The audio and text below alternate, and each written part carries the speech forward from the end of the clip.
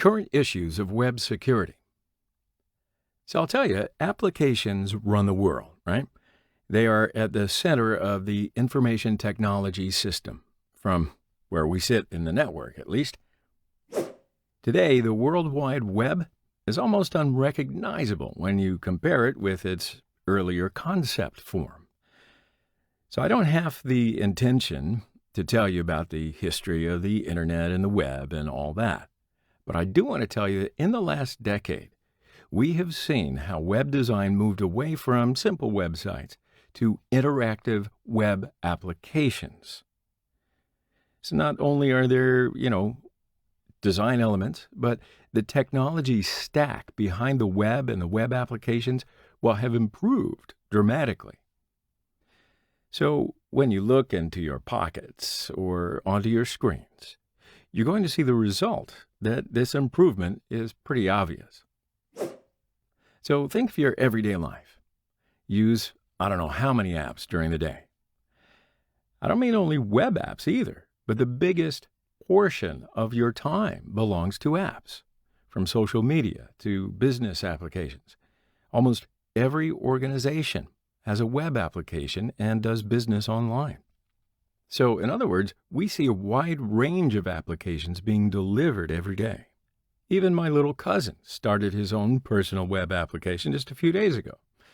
Of course, it must be great having me as an uncle, but that's beside the point. So web applications are everywhere across public and private networks, right? You get the point. They bring us many services, such as financial transactions, searching, shopping, and a host of others.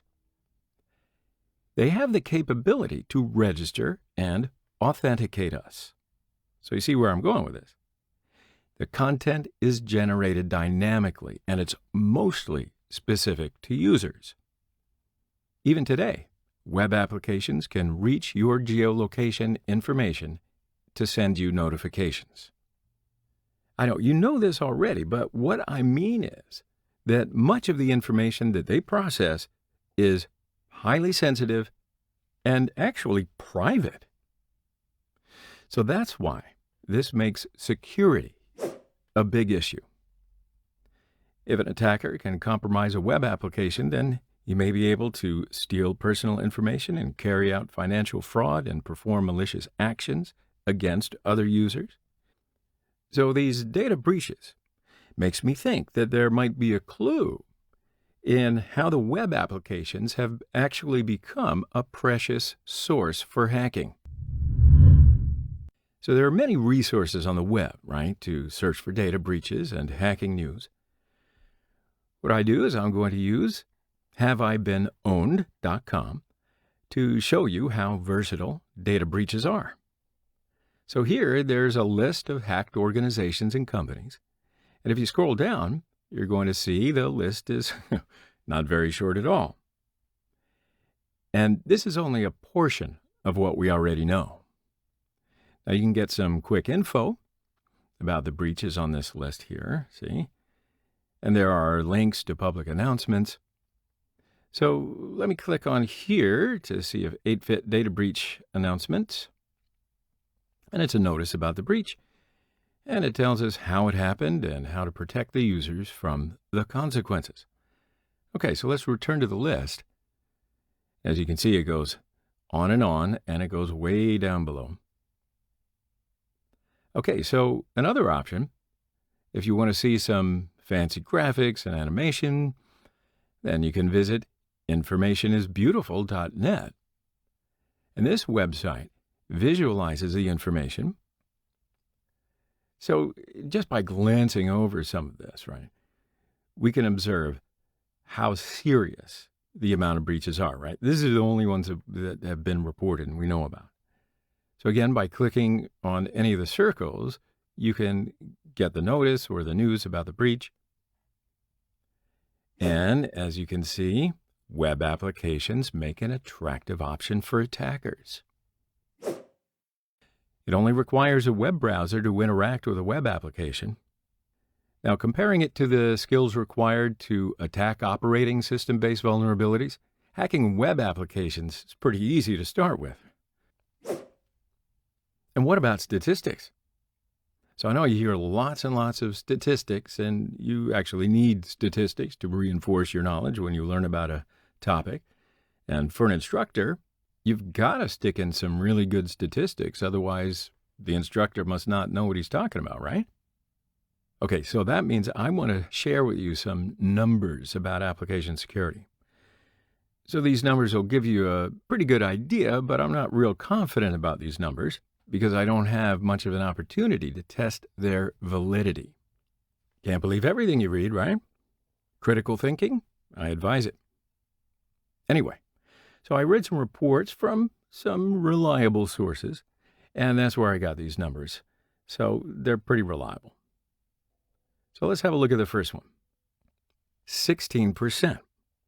So this is the percentage of IT decision makers whose organizations don't even conduct any penetration tests.